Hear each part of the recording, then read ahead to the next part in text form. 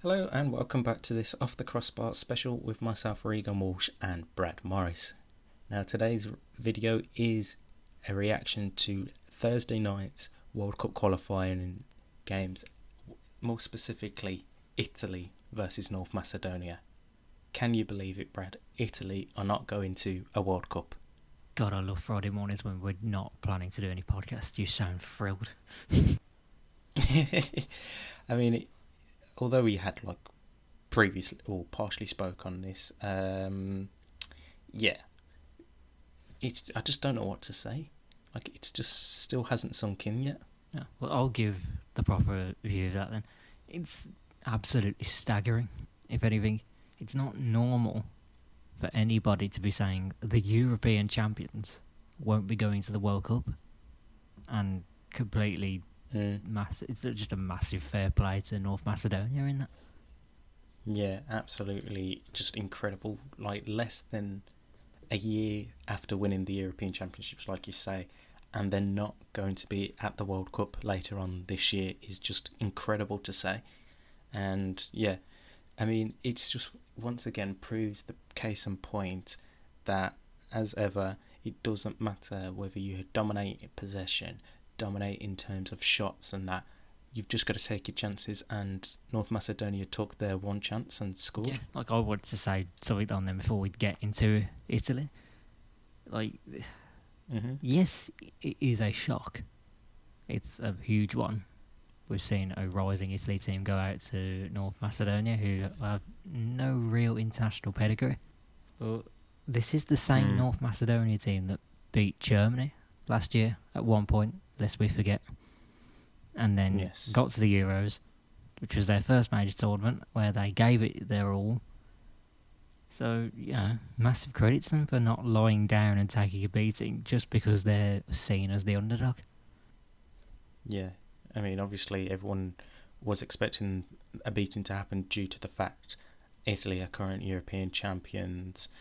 But like you say, North Macedonia aren't really one to be written off due to the fact that, like you say, they've beaten Germany over the past year. They qualified for the European Championship, so it's one of them where it's a shock in terms of the factor of it and how close it is to Italy winning that Euros. But like you said, it shouldn't be taken too much disrespect in that front to North Macedonia, because they are a nation that is in the rise in footballing terms. They've done well, but obviously back to Italy, we can't gloss over it that it's a complete disaster for a country that loves their football. And it's a massive, massive disaster. Yeah, they're missing a second World Cup in a row, which still, even though I keep seeing it everywhere, it continues to be baffling. Yeah, back-to-back World Cup misses for Italy, and then the two previous, so 2010 and 2014, they were both knocked out in the group stages. Yeah, I can't get over that stat. They haven't been in a knockout game since the World Cup final in 2006, which they went and won. So 16 years ago since they've been at a knockout game at a World Cup is staggering for a nation of Italy standards. You can't gloss over a stat like that. You can't just paint over it like it's that's very unfortunate, is it? Before Italy won the Euros and went on that big unbeaten run, they were a struggling team. And for them to miss out on Qatar now sends them many steps backwards. I think, though, I did see a tweet last night. The only promising thing about that is the next World Cup, they're increasing the teams to 48, so surely they can't miss out on that one also. It'll be even more baffling if they don't get to the tournament, whereas UEFA are just gifting places now to the teams. Yeah, because that will then literally be 2 decades since they reached a knockout stage if they don't qualify for the 2026 World Cup, which is just unheard of for a footballing nation as big as Italy, and how dedicated they are to football would just be ridiculous. Yeah, just absolutely incredible. And we should say, as English people, as England fans, should we be gloating, really? Alright, I've seen a few, and yes, I get a very light chuckle out of it because, yeah, it's not coming to Rome. Ha ha ha ha. Very funny, but Hmm. I can't help but think of this like, sorry, we lost to this lot. Yeah. It's a bit more embarrassing when you think of it like that. As an England It fan. makes it more obvious how much of a missed opportunity that final was, really. With the way we Yeah. set up and played that game. Hmm. It is a big, big miss. Where do Italy go from here? Because there was some questions towards Mancini on what he would do for his future, bearing in mind it was just after the Euros last summer that he'd signed a contract extension. Do you think he stays now, or does he I don't know. leave? Like, I don't really know. It will depend, I think, on whether Mancini himself believes he's the right man, or the Italian FA. Mm. For instance, do they want to go in a new direction? Like, Yeah, does I mean, Mancini think he's the right man to turn it back around? Well, we've called it a disaster, actually, but he'll have to see it as a setback and will want to respond at the first opportunity he gets given. which plus is I don't- obviously Yeah. And plus, I don't really know who replaces him, if I'm honest.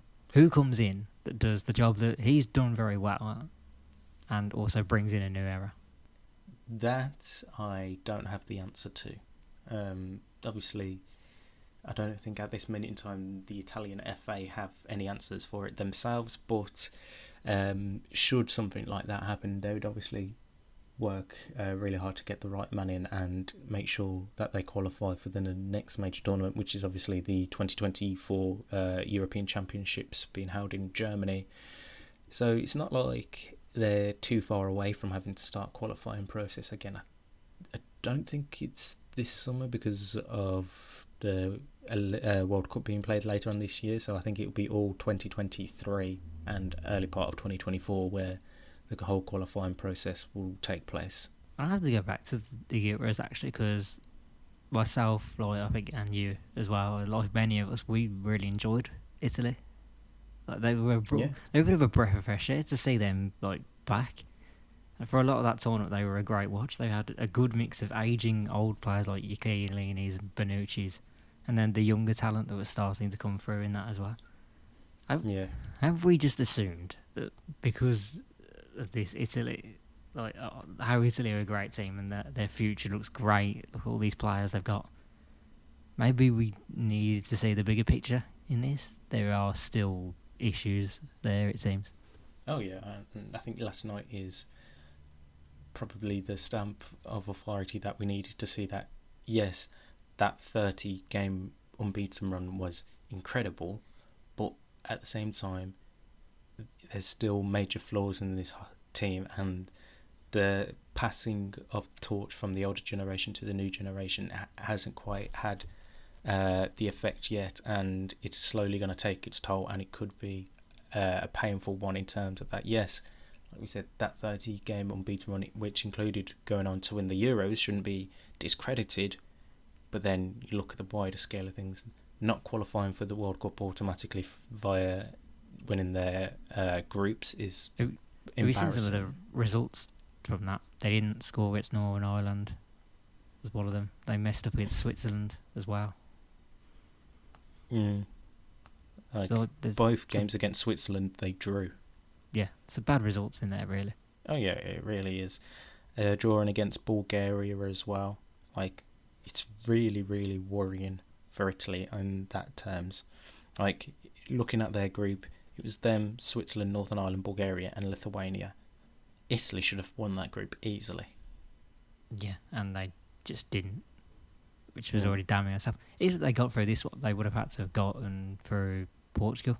Like, it was this big thing. Yeah. One of Portugal or Italy isn't going to be there. And now there's potential for neither of them to be there.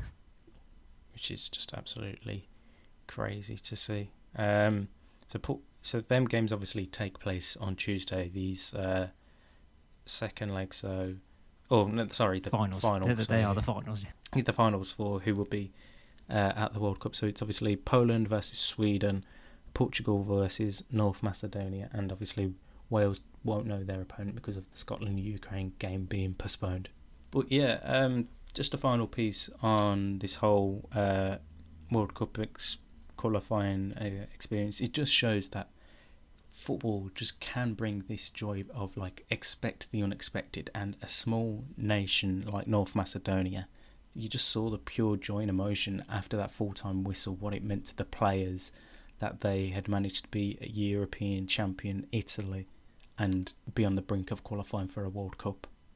Yeah, like imagine not enjoying that part of this great sport that we love. Yes, it's sad that we don't get to see a great footballing nation like Italy at the World Cup, but it's just as nice to see someone like North Macedonia rise and be like the underdog, as we said.